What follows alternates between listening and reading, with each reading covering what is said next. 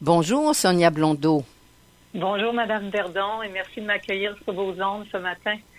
Ah ben, c'est vraiment avec beaucoup de joie.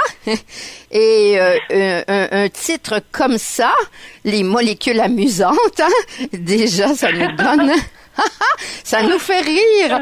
C'est Oui. vraiment joyeux, c'est très invitant. Alors, Oui. j'aimerais, Sonia, avant qu'on aille dans le vif du sujet de votre livre, j'aimerais bien que vous disiez, vous l'aviez dit il y a 4 ans, mais c'est important de le redire, hein, que dans votre vie, il y a eu un événement très particulier qui vous a amené à développer beaucoup de résilience et qui a été à la source d'une profonde réorientation qui vous a fait découvrir les huiles essentielles. Effectivement, jusqu'à il y a environ 10 ans, j'avais une vie tout à fait normale. Je suis comptable agréée de formation. J'ai travaillé depuis 30 ans dans des entreprises, dans des postes de gestion. Mais il y a 10 ans, j'ai fait une chute vraiment violente de mon vélo lorsque je m'entraînais pour une compétition de triathlon.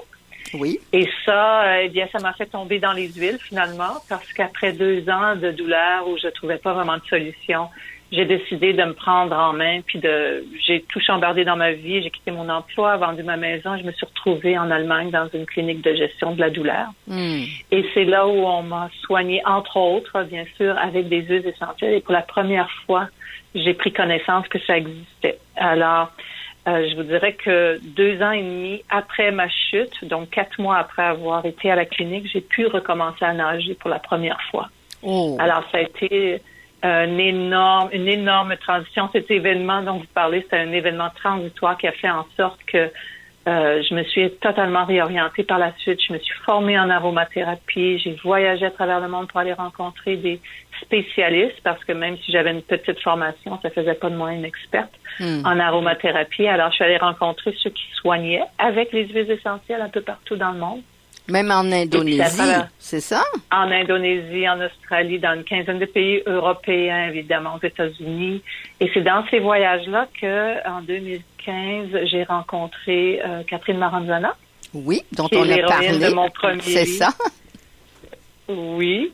Et voilà, donc ça a été mon premier livre, ma première réalisation lorsque j'avais fait un tournant dans ma vie, si on veut. Et puis, de fil en aiguille, c'est comme devenu évident pour moi qu'il y avait un besoin d'apprendre ce que c'était les huiles essentielles, mais qu'il y avait une façon sûrement de le faire en s'amusant. Alors, oui. Les molécules amusantes sont nées après le premier livre et ça a pris 3 ans et demi pour le créer. Voilà. Ce volume-là. Et c'est un livre magnifique. Déjà, on le regarde et c'est très beau. Toutes les couleurs, papier glacé. Et il y a énormément d'informations. Donc, quand vous êtes allée en Allemagne, Sonia Blondeau, vous ne connaissiez pas du tout les huiles essentielles? Pas du tout. Alors, c'est de là qu'est venue ma pulsion, si on veut, si c'est pas tellement connu. Moi, je le connaissais pas. Mes amis autour de moi ne connaissaient pas les huiles essentielles. Dans ma famille, on n'avait vraiment pas entendu beaucoup parler de ça. Alors, je me disais, mais est-ce que c'est commun que les gens ne connaissent pas les huiles essentielles? Et puis de là est venu mon désir de communiquer. Donc, ce qui est magnifique, c'est que une situation, on peut dire, dramatique, hein?